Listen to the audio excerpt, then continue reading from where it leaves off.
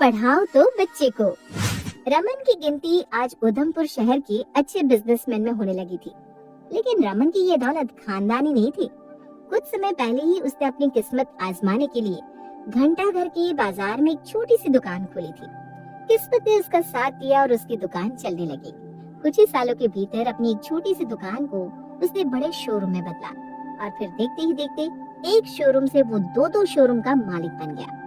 रमन के परिवार में उसकी पत्नी विशाखा और 2 बेटे डब्लू और बबलू थे। अरे मिसेस वर्मा, याद है ना, कल थीम पार्टी है। भाई इस बार की थीम रॉयल ड्रेस है। मैं तो स्पेशल शॉपिंग करके आई हूँ।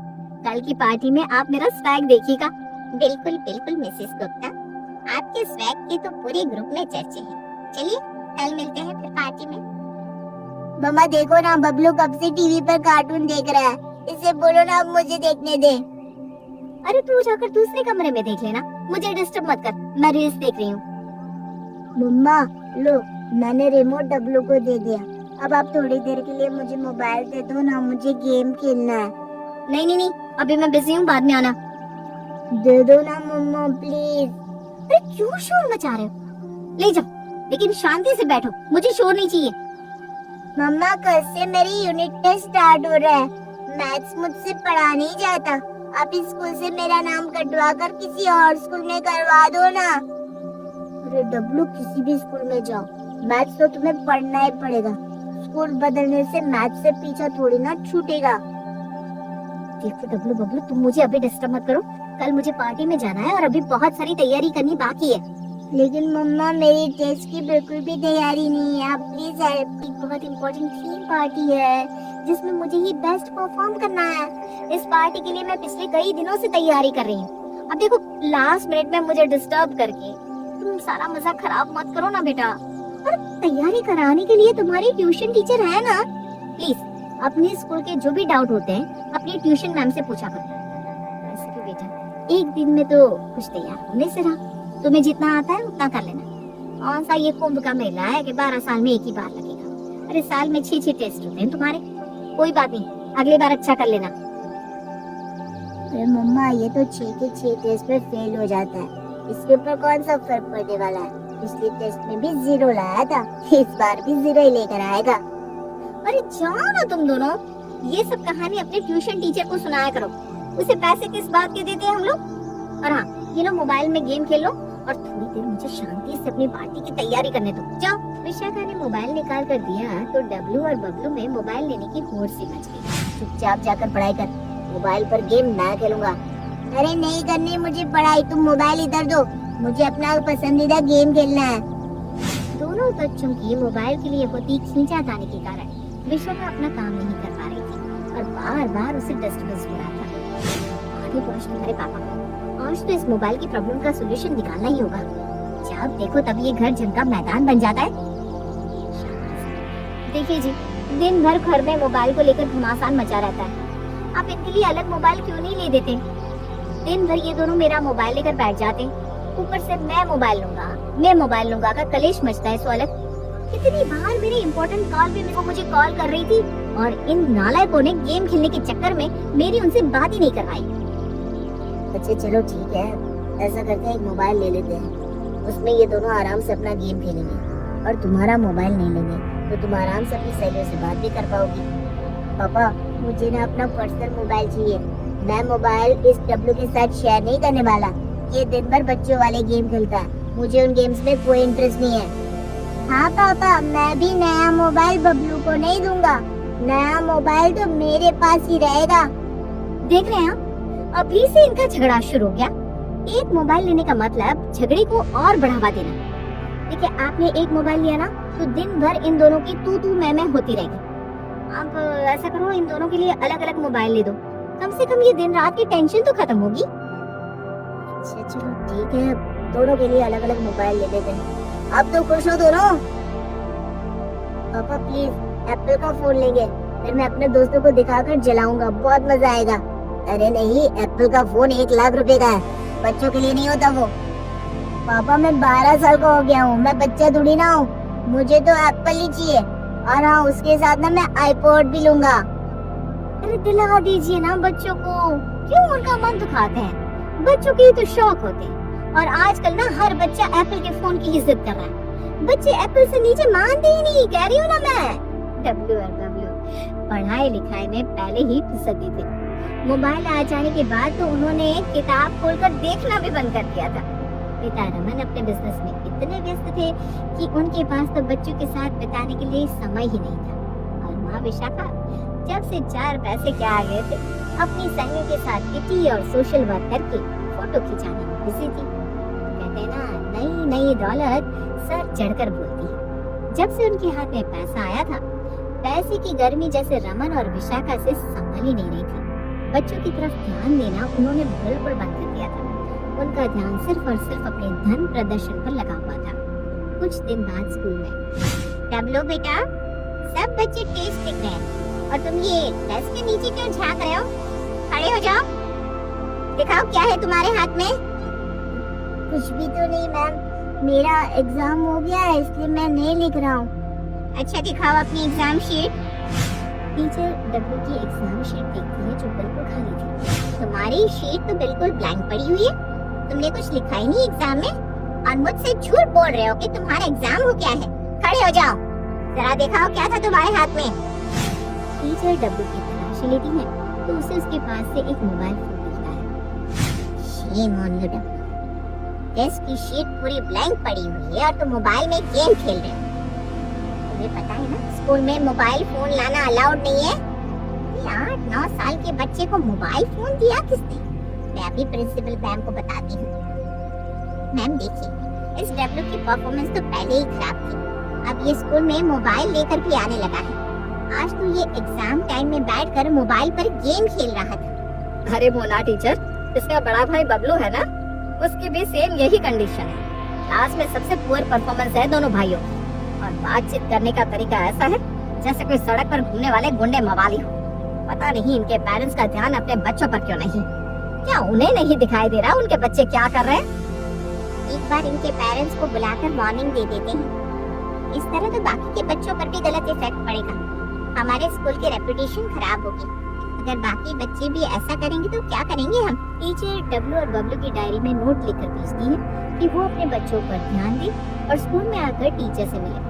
लेकिन विशाखा और रमन टीचर के भेजे हुए नोट का कोई जवाब नहीं देते। एक के बाद एक स्कूल से कई सारे नोटिस आते जाते हैं, लेकिन रमन और विशाखा न बच्चों की डायरी खोलकर देखते हैं, न उन्हें पता चल पाता है कि स्कूल में उनके बच्चे क्या कर रहे हैं। कुछ दिन बाद, मिस्टर एंड मिसेस गुप्ता, आपके बच्चों की डायरी में डेली टीचर्स नोट लिखकर भेज रहे हैं। आप ना कभी नोट पर साइन करते हैं, ना कभी कोई एक्शन लेते हैं। प्रॉब्लम क्या है? आज भी हमने स्कूल से आपके पास कॉल कराया, तब आप यहाँ आए हैं। आपको नोट मिल नहीं रहे या आप रिप्लाई करना जरूरी नहीं समझते? इससे क्या बात होगी मैम? बच्चों ने तो मुझे घर पर कुछ नहीं बताया। बच्चे तो ऐसा करते ही हैं, अपनी गलतियां जाकर पेरेंट्स को क्यों बताएंगे? लेकिन आप पेरेंट्स हैं, आपको तो बच्चों की स्कूल डायरी चेक करनी चाहिए ना। स्कूल में आपका बच्चा क्या कर रहा है क्या नहीं, स्कूल की तरफ से जो भी कम्युनिकेशन होता है हम डायरी में ही तो नोट करके भेजते हैं। क्या आपने महीनों से अपने बच्चों की डायरी खोलकर नहीं देखी? एक्चुअली मैम, बच्चों की ट्यूशन टीचर है ना, वही उनका होमवर्क और पढ़ाई का ध्यान रखती है। स्कूल डायरी भी वही देखती है। अभी तक अगर कोई नोट होता तो वो मुझे बताती। लेकिन ऐसा कैसे हो सकता है कि आपने कोई नोटिस भेजा हो और ट्यूशन टीचर ने हमें बताया ना हो? मैं ना घर जाकर अभी उनसे बात करती हूँ।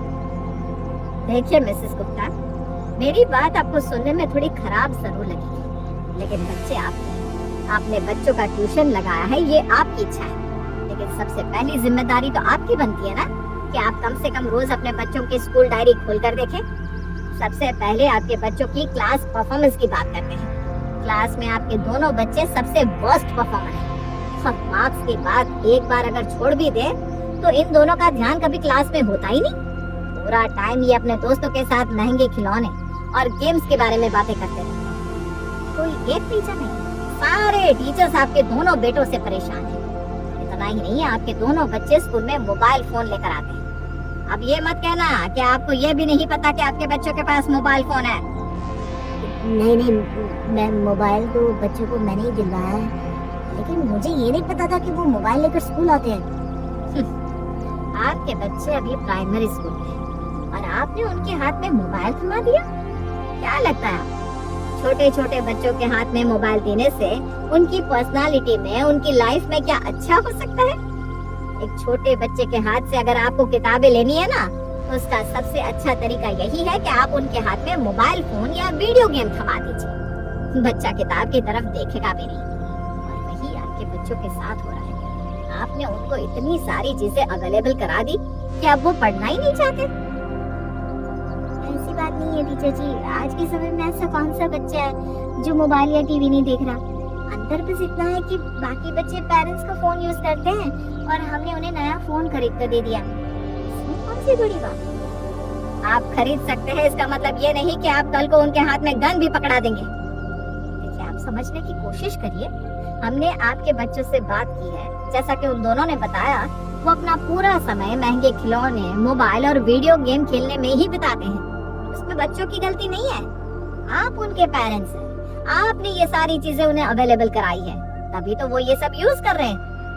आप बच्चों को महंगे से महंगा सामान दिलाइए, लेकिन अगर शिक्षा और संस्कार ही नहीं होंगे तो आपके बच्चों का भविष्य क्या होगा? आपने कभी सोचा है? मैं समझ सकती हूँ कि आप बिजी हैं, लेकिन थोड़ा समय निकालकर अपने बच्चों की तरफ जरूर देखिए। इनकी बॉडी लैंग्वेज, बात करने का तरीका बताता है कि उनके आसपास का माहौल ठीक नहीं है।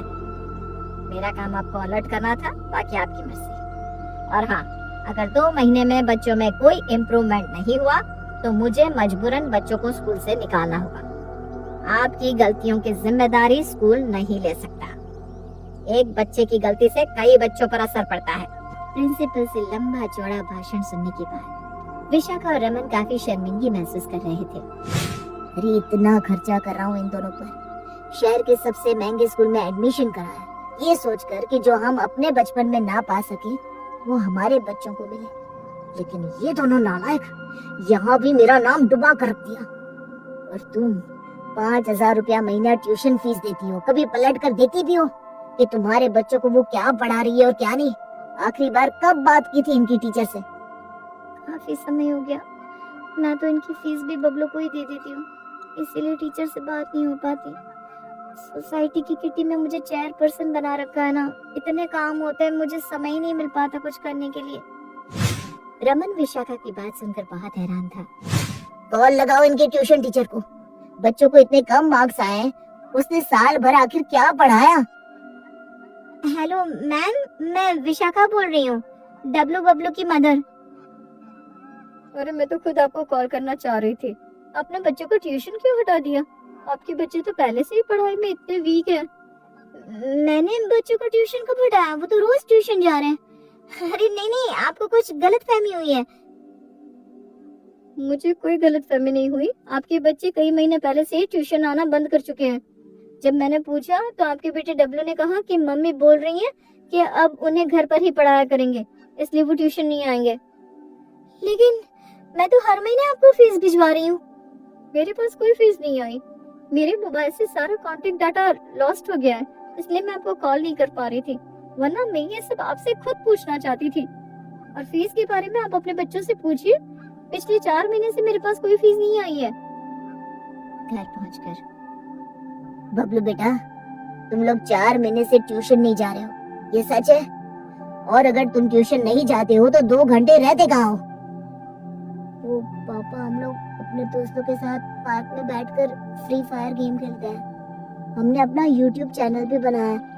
आपको पता है मेरे पास तो सब्सक्राइबर भी हो गए हैं। चुप करो तुम दोनों। एग्जाम में फेल हो गए वो दोनों और पढ़ाई करने की जगह दिन भर फ्री फायर खेलते हो। आज मुझे समझ में आया है कि महंगे कपड़े, जूते और खिलौने दिलाने से हमारा स्तर ऊपर नहीं होता, बल्कि बच्चों के साथ समय बिताने और उन्हें सही गलत की शिक्षा देने से समाज में हमारा स्तर ऊपर होगा। जब कॉलोनी की सारी औरतें घर पर अपने बच्चों के साथ बिजी होने की बात करती थी ना, तब मैं किट्टी की सारी जिम्मेदारी अपने ऊपर लेकर खुद को बहुत स्पेशल फील करती थी। मैंने कभी ये समझना ही नहीं चाहा कि किटी ग्रुप से ज्यादा मेरे बच्चों को मेरे समय की जरूरत है। गलती तो हमारी ही है। हमारे बच्चे न जाने कब से अपनी मनमानी कर रहे हैं और हमारा ध्यान उन पर है ही नहीं। लेकिन अभी भी देर नहीं हुई। आज से मैं बच्चों की जिम्मेदारी लेती हूँ। मैं खुद इन्हें ट्यूशन छोड़ कर आऊंगी, इनका होमवर्क कराऊंगी, और हाँ, इन्हें मोबाइल देने की भी कोई जरूरत नहीं है। बच्चे चुपचाप बैठे रहे, इसलिए मैंने ही उन्हें मोबाइल की लत लगाई थी। अब मैं ऐसी भूल कभी नहीं करूंगी। गलती तो मुझसे भी हुई है। मैं भी पैसे देकर अपनी जिम्मेदारियों से पल्ला झाड़ लेता था। हमारे बच्चों को पैसों की नहीं, हमारी जरूरत है। आज से मैं भी रोज बच्चों को समय देने की कोशिश करूंगा।